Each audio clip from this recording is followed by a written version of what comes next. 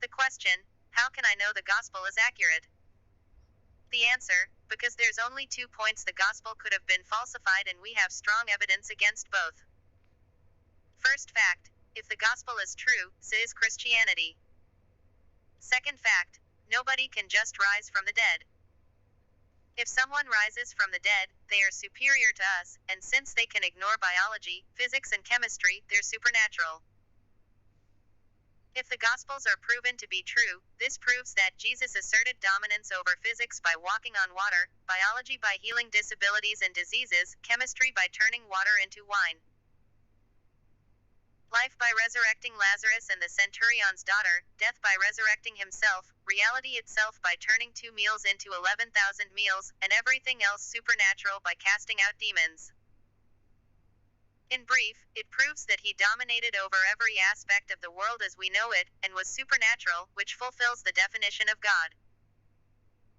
The Gospels could only have been falsified at 2 points, either when they were first written, or, in between the time they were first written and now. However, we found something called the Dead Sea Scrolls. They're ancient copies of various parts of the Bible including the Gospels which are from almost 2,000 years ago. When you compare the text to our modern Bibles, you can see that the biblical text from back then matches the biblical text we have today word for word and sentence for sentence. Since the Bible of then is identical to the Bible now, it proves that the Bible wasn't falsified at any point in between the events described and now.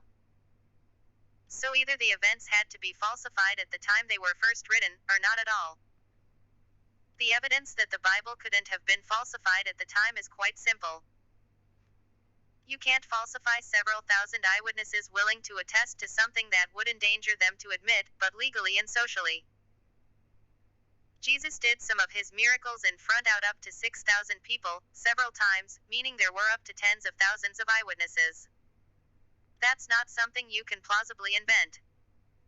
Even the people who outright hated him to the point of conspiring to murder him didn't deny he was doing supernatural things. Imagine if I told you 10,000 people in nearest big city saw a dragon. You'd double-check before spreading this information to avoid being ridiculed and legally harassed for misinformation. You would very easily be able to check whether or not I'm telling you the truth by going and asking around among the witnesses. You most certainly wouldn't reject social, legal and all worldly success to reinvent your life based on what you heard Jim say at the bar. Christianity made reality-defying claims in real time in front of thousands. Again, you can't falsify thousands of first-hand witnesses. Any investigator at the time could have asked those witnesses. In fact, the books of Luke and Mark are written from questioning witnesses, and match up perfectly with the first-hand accounts of the books of Matthew and John. If I claimed something extravagant with thousands of witnesses, you'd quickly be able to check by checking for witnesses. Those witnesses saw something legitimate enough to put their safeties on the line, which half the time people don't even do over normal truths. The people who asked those witnesses were also convinced enough to put their safeties on the line. The early Christians concluded from the evidence that Jesus resurrected several dead, multiplied food, healed hundreds of diseased and crippled, turned water into wine, walked on liquid water and accurately predicted the future, was solid enough to disobey the Roman Empire, who until they founded Catholicism a few centuries later, historically brutalized and executed Christians by setting them on fire, feeding them to live animals, crucifying them or decapitating them, and to make themselves social and societal outcasts.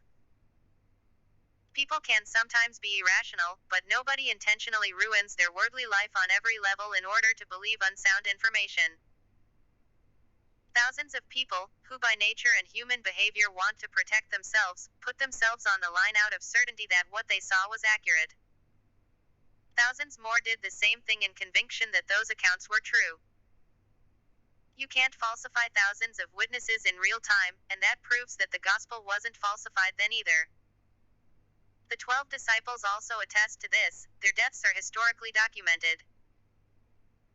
Aside from Judas the traitor, who died prior to the resurrection, and John who was supernaturally protected, every disciple and apostle were violently killed for spreading the faith.